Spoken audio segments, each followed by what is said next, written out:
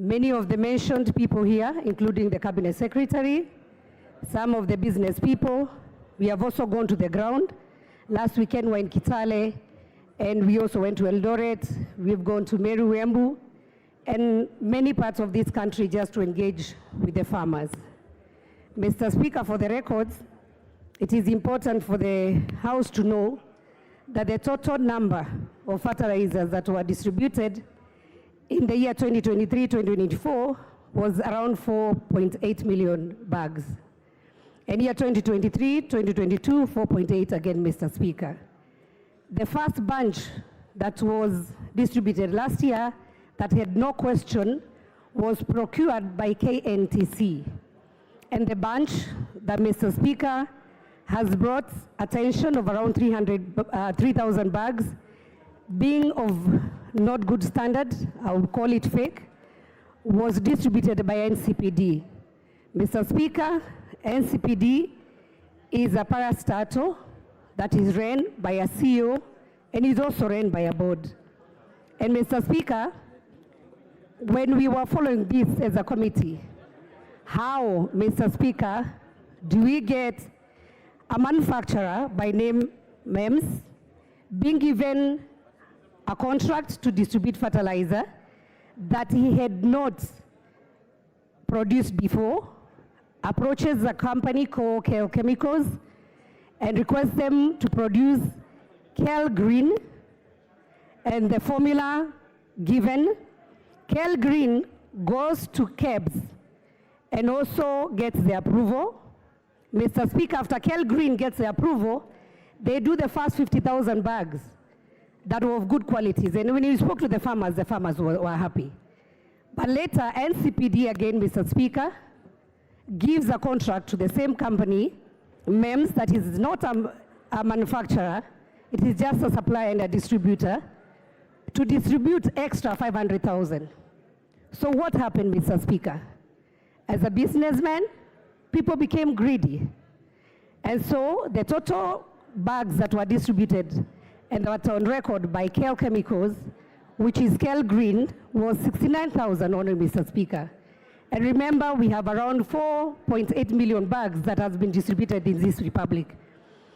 And so, Mr. Speaker, I would like this House to ask itself, who is guilty? Mr. Speaker, we may be a bit emotional. We may be upset because for sure farmers are suffering, Mr. Speaker. That's the truth. It is also important for this House to know, Mr. Speaker, that there is one fertilizer, which is KL Green, that was distributed through the government program. Then there is another fertilizer, that is GPC, that was done by a different company, which approached NCPD and requested them to distribute for them, not as a government program. This is where you saw, if people followed in the media, where some soil was mixed with some manure, and it was called organic fertilizer. So we have a chain here, Mr. Speaker. We have the NCPD, which is a distributor. We have KEBS. This specific Mr. Karaoke, who is the person behind the GPC fertilizer, when he asked him what he was supplying, he ashamedly told the committee to ask KEBS what he was supplying. So even himself, he didn't know what he was supplying to our farmers. Remember, this was not part of the government program. So, Mr. Speaker, as we prosecute this matter, and I have a lot of respect to my honorable member who brought this motion, I would ask honorable members to take time, allow the committee to bring a proper report on what happened. Because, Mr. Speaker, we have crooks as businessmen.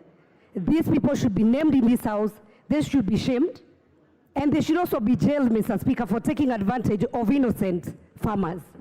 Mr. Speaker, and I know many people here, they'll say, maybe the CS is arrogant, he's uncouth, he's not even qualified. It's neither here nor there, Mr. Speaker, because we pass the same CS here. But the question is, who gave our farmers fake fertilizer? Who gave? That's what I am not saying who gave, but the thing is there is KEBS. You allow me, Mr. Speaker. The NCPD, which is a government parastatal, Mr. Speaker, has a full board. It has a CEO. Does Linturi procure on behalf of NCPD? That's a question. Mr. Speaker, what is the role of the board of NCPD? What happens, and Mr. Speaker, I hope this House also can come out with a conclusive, finding, so that even NCPD, as a distributor of fertilizer, they are able to monitor what comes into their stores.